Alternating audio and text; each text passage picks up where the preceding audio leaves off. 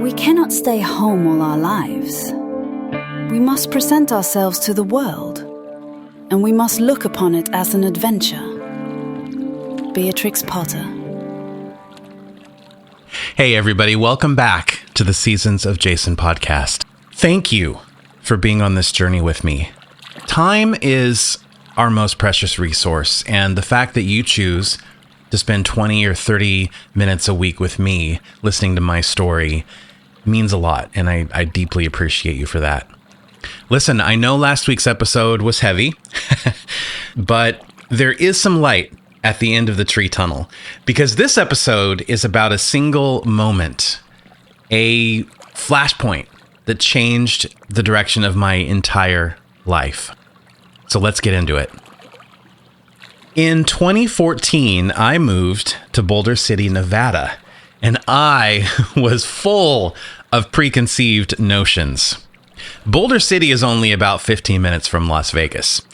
Now, I assumed I would be subjecting myself to endless miles of arid desert landscape with scorching 113-degree summers. That's true. And entertainment that was only available in the forms of mindless gambling, extravagant shows, and a curated selection of the world's finest and priciest meals from celebrity chefs. Well, okay, pretty much all that's true.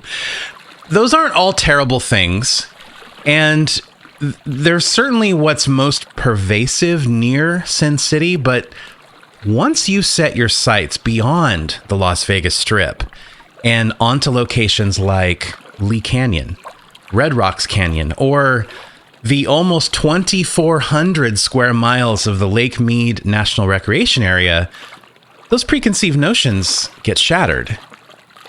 But my expectations of the Las Vegas area were not shattered or rewritten for years. And when they finally were, it happened so abruptly that it was borderline hilarious.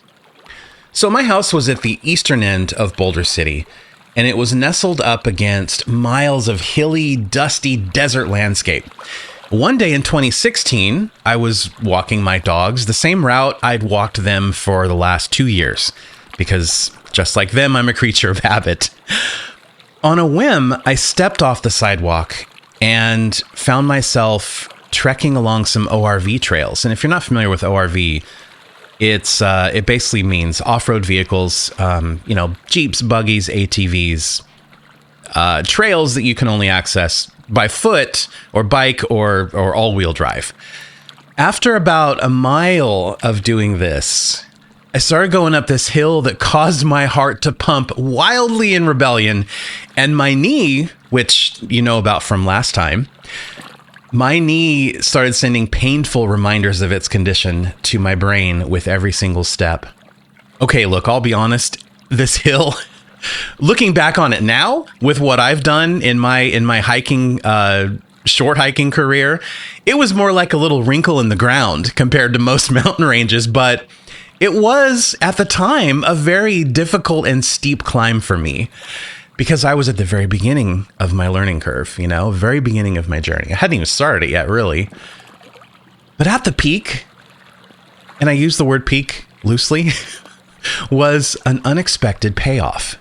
A breathtaking view of Lake Mead and the surrounding River Mountain and Muddy Mountain ranges. And yes, it's actually called the Muddy Mountain Range. This single moment was one of the first flashpoints that really changed the entire trajectory of my life.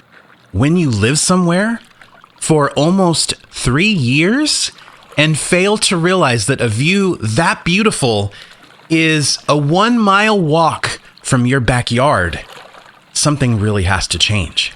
And something did. You can't live in Boulder City without at least being aware of Lake Mead. As the once temporary town that was propped up to build the Hoover Dam, it has become part of its DNA, and it exists as a gateway to that historic location.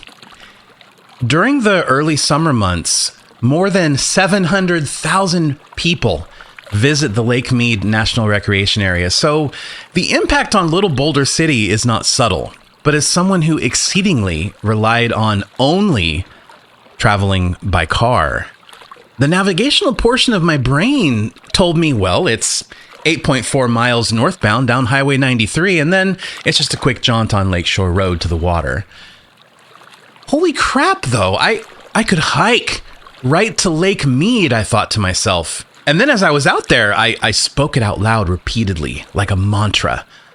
I will hike there. I will hike there. This was all nothing short of stupefying.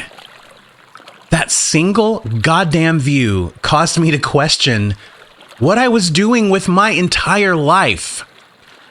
I spiraled into internal philosophical debate between my tech-obsessed personality and this new glint, this new sliver of my personality that was blooming so quickly it left me baffled.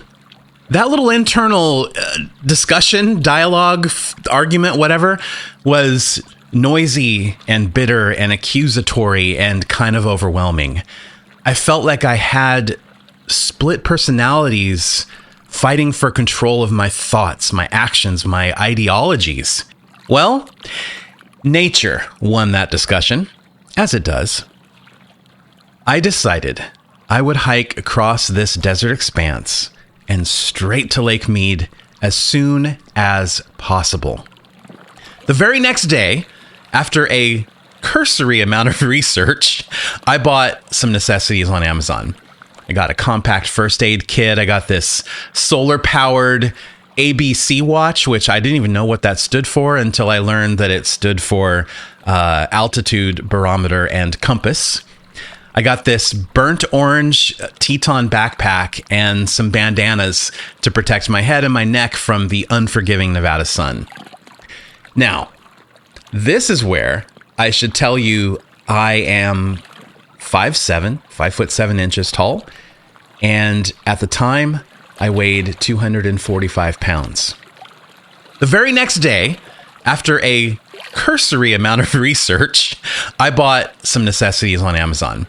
I got a compact first aid kit. I got this solar-powered ABC watch, which I didn't even know what that stood for until I learned that it stood for altitude barometer and compass. I got this burnt orange Teton backpack and some bandanas to protect my head and my neck from the unforgiving Nevada sun. Now, this is where I should tell you I am 5'7", 5'7" tall, and at the time, I weighed 245 pounds. And I spent basically all of my waking hours sitting at a desk, either writing news about PCs and graphics cards, reviewing them, or gaming on them. That's obese. Does anybody remember that from Nintendo's Wii Fit? You stood on the balance board and it weighed you, and the little scale, the little weight scale just went up and up and up and up, and this absurdly cheerful voice basically proclaiming, you're fat, as if it had waited years to be conceived and developed, marketed extensively, packaged up, distributed to retailers, shipped to my house, unwrapped, and finally allowed the opportunity to remind me of this painfully obvious fact. And I'll tell you what, nothing makes you more keenly aware of those extra pounds on your skeleton than the combination of altitude plus heat plus distance. Now, before I set out on this little trek, I didn't study the topography. I didn't use mapping software to gauge any distance. I was too consumed by enthusiasm, and there was no room left for common sense, or research. So I armed myself with water and some fruit bars to munch on, and the knowledge that I just needed to walk in a northeasterly direction. I'd eventually run into Lake Mead. Well, I made it 2 miles out and I gave up. I got overwhelmed and exhausted and disgusted by my lack of navigational skills, and really overcome by a sense of foreboding when there's this one point where those ORV trails just disappear and any semblance of a trail disappears, and the the soft sand and the gentle meandering canyons kind of give way to rock formations that I was way too afraid to scramble over. And my phone's GPS, I remember it indicated that I was heading back home in the direction of home, but my newly acquired ABC watch insisted I was heading north. So who do I trust? Google or Casio? The lesson there is you should trust yourself. You should learn how to orient yourself with the sun or the stars. But I didn't know any of that. I clearly could not rely on my instincts at this point. So temporarily defeated, I did a 180 and finally headed in the right direction home. And later I decided the sensible option for a complete beginner was, yes, I'm going to keep attacking this hiking thing. I'm going to keep trying this, but on actual established trails. I still don't like bushwhacking to this day, just for the record. And so my next purchase was a copy of Hiking Las Vegas by Branch Whitney. And for someone in my position, admittedly with my ignorance, this book was a revelation. And I was shocked just browsing the table of contents. 80 hikes, 80 hikes were accessible to me within a 1-hour drive. And several of these trailheads were walking distance from my own backyard.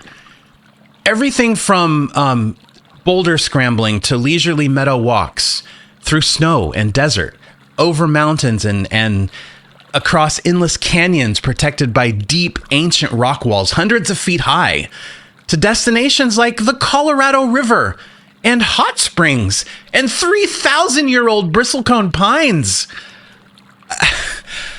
I was finally starting to wake up.